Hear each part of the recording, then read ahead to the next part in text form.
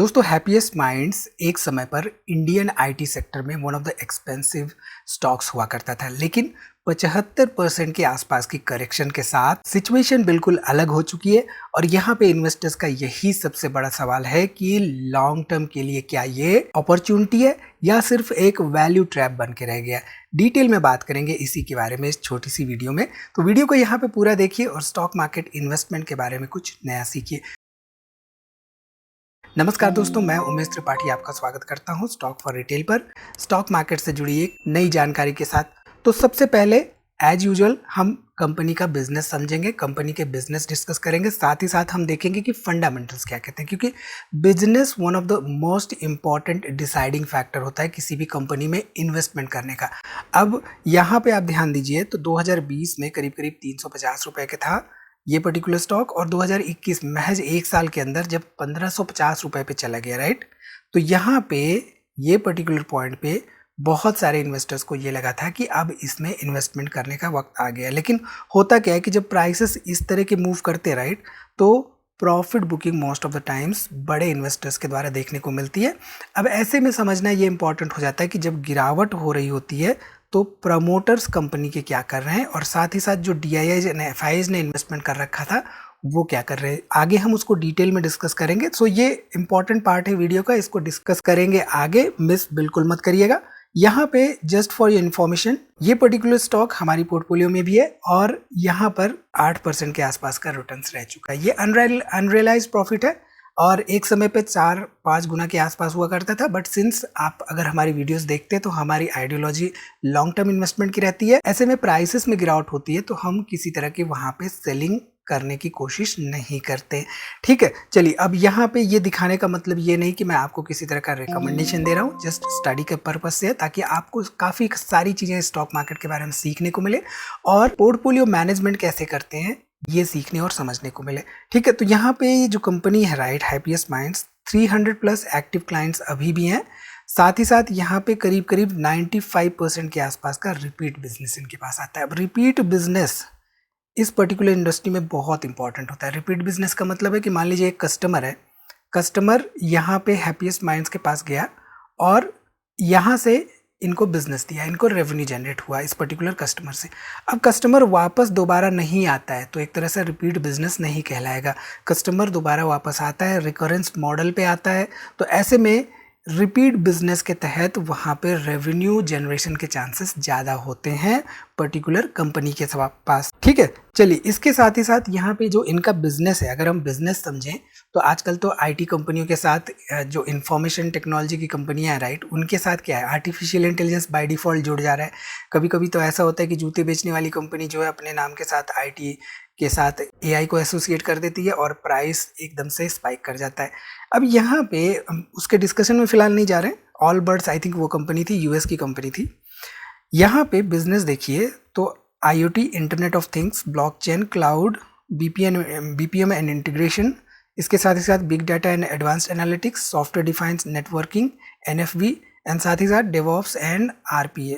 अब मोस्टली आप देखिए तो ये जो चीज़ें हैं, राइट, डेवलपमेंट की चीज़ें हो गई या DevOps हो गई, सॉफ्टवेयर डिफाइंड नेटवर्किंग हो गई, ये सब चीज़ें कहीं ना कहीं से धीरे धीरे ही सही ऑब्सोलीट होती हुई दिखाई दे रही हैं।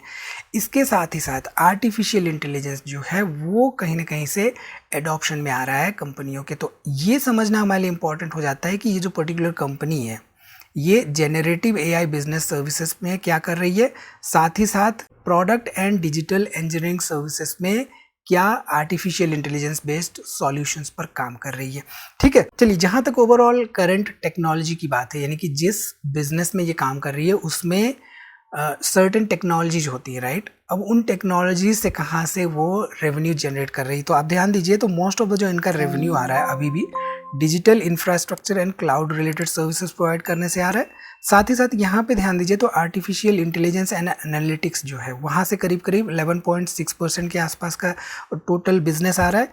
इसके साथ ही साथ यहाँ पे आप ध्यान दीजिए तो SaaS रिलेटेड सर्विसेज से करीब 21% के आसपास का रेवेन्यू या बिजनेस ये जनरेट करते हुए दिखाई दे रहे हैं। इसके साथ ही साथ अगर हम यहाँ पे ध्यान दें तो जियोग्राफिकल स्प्लिट पे अगर हम ध्यान दें इनफैक्ट, तो यहाँ पे रेवेन्यू जो है यूएस से FY 2024 में सबसे ज़्यादा 70%, 71% के आसपास जनरेट कर रहे थे। और हम सब ने देखा कि ट्रम्प साहब ने क्या कर दिया था, एक ही पल में टैरिफ्स की घोषणाएं की, और फिर उसके बाद हमने देखा कि कंपनियों पे बुरा असर पड़ा, और जिसकी वजह से यहाँ पे धीरे धीरे फिर कंपनियों ने क्या किया, एक तरह से अपनी डिपेंडेंसी यूएस पे कम करनी शुरू कर दी। अब यहाँ पे रेवेन्यू यूएस से करीब करीब 57% के आसपास जनरेट कर रही है as per the latest quarter FY 27।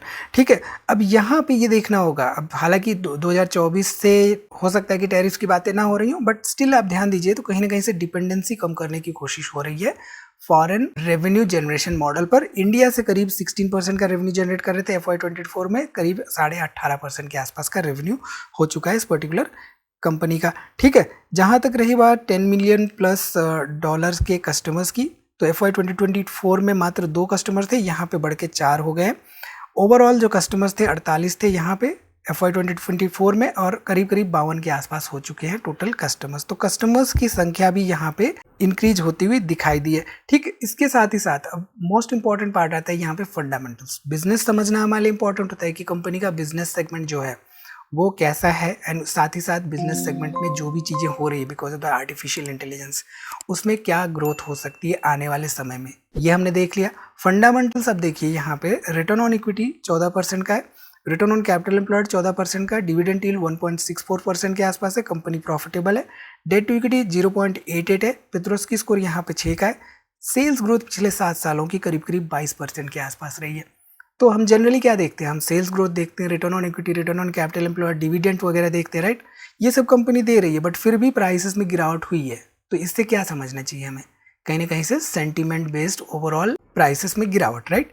यहाँ पे प्राइस टू अर्निंग रेशियो 25 पे आ चुका है, हालांकि PG रेशियो यहाँ पे -18 के आसपास देखने को मिल रहा है। तो यहाँ पे ऐसे केस में अर्निंग्स ग्रोथ का डाटा देखना हमारे लिए बहुत इंपॉर्टेंट हो जाता है। ठीक है, इसके साथ ही साथ यहाँ पे अगर देखिए तो 2019 में करीब 590 करोड़ का सेल्स था, 14 करोड़ का यहाँ पे नेट प्रॉफिट था। 2020 में 700 करोड़ का सेल्स हुआ, 70 करोड़ रुपए के आसपास यहाँ पे नेट प्रॉफिट हुआ। 2023 में 1423 करोड़ रुपए के आसपास यहाँ पे सेल्स हुआ, 231 करोड़ रुपए के आसपास यहाँ पे ओवरऑल नेट प्रॉफिट हो गया। एंड लेटेस्ट डाटा पर अगर हम ध्यान दें तो यहाँ पर आप देख सकते हैं कि 2315 करोड़ रुपए के आसपास नेट सेल्स, एंड यहाँ पे करीब करीब 213 करोड़ रुपए के आसपास नेट प्रॉफिट देखने को मिल रहा है। अब ये जो 213 करोड़ का फिगर है FY 2023 में भी 231 करोड़ के आसपास ही था, जो कि अभी भी करंटली देखने को मिल रहा है। तो बहुत बड़ी यहाँ पे इंप्रूवमेंट नहीं हुई है in terms of overall profitability, हालांकि सेल्स में ग्रोथ होते हुए हमें देखने को मिल रही है। ठीक है, इसके साथ ही साथ अगर हम शेयर होल्डिंग पैटर्न पे ध्यान दें तो मैंने आपको बोला था, राइट, शेयर होल्डिंग पैटर्न से हमें क्या समझ में आता है कि बुरे दौर में, यानी कि जब फॉर्म खराब चल रहा हो किसी कंपनी का, तो उस समय प्रमोटर्स क्या कर रहे हैं, उस समय FIIs एंड DIIs क्या कर रहे हैं। तो यहाँ पे आप देखिए सितंबर 2023 में करीब 51% के आसपास प्रमोटर्स थे, FIIs यहाँ पे 5% थे, DIIs यहाँ पे 2.5% थे, एंड पब्लिक इन्वेस्टमेंट करीब करीब 39% के आसपास थी। यहाँ पे 2024 में क्या हुआ, ये कम होके प्रमोटर्स 44% के हो गए, एंड 5.5% के आसपास FIIs थे, 2.5-3% के आसपास यहाँ पे DIIs थे, एंड 45% के आसपास हो गए पब्लिक। इसके साथ ही साथ लेटेस्ट डाटा पर अगर हम ध्यान दें तो यहाँ पे लेटेस्ट डाटा के हिसाब से ये जो प्रमोटर्स है, राइट, ये कम होके 44% के आसपास हो चुके हैं, 43% यहाँ पे पब्लिक हो चुकी है, और यहाँ पे करीब करीब 12% के आसपास हो चुके हैं हमारे FIIs एंड DIIs। अब ध्यान देंगे तो FIIs धीरे धीरे अपनी शेयर होल्डिंग बढ़ा रहे हैं, हालांकि DIIs ने शेयर होल्डिंग अपनी कम करते हुए देखने को मिला है इस पर्टिकुलर डाटा के हिसाब से। तो जब हम देखते हैं, राइट, कि प्रमोटर्स अपने शेयर्स बेच रहे हैं, तो वहाँ पे एक थोड़ा सा नेगेटिव सेंटीमेंट पैदा होता है इन्वेस्टर्स के मन में। तो ऐसे रीजंस भी हो सकते हैं प्राइसेस के गिरावट के पीछे, क्योंकि अगर प्रमोटर्स अपने शेयर्स बेचते हैं तो ऐसे केस में क्या होता है कि जो इन्वेस्टर्स इन्वेस्टमेंट करने के डिसीजन मेकिंग कर रहे होते हैं, उन्हें कहीं ना कहीं से कॉन्फिडेंस नहीं आता है ओवरऑल इन्वेस्टमेंट डिसीजन मेकिंग में। अब वही सवाल यहाँ पे फिर से कि 75% की गिरावट छोटी गिरावट नहीं है, राइट। तो सबसे पहला रीजन यहाँ पे वैल्यूएशन। जब प्राइस 300 रुपये से 1500-1600 रुपये पहुंच जाता है और सेल्स एंड प्रॉफिटेबिलिटी उस रेट से नहीं ग्रो कर पाती, तो ऐसे में क्या है कि प्राइस बढ़ा, अर्निंग्स नहीं बढ़ पाई, तो obviously price to earning ratio inflate हो जाता है।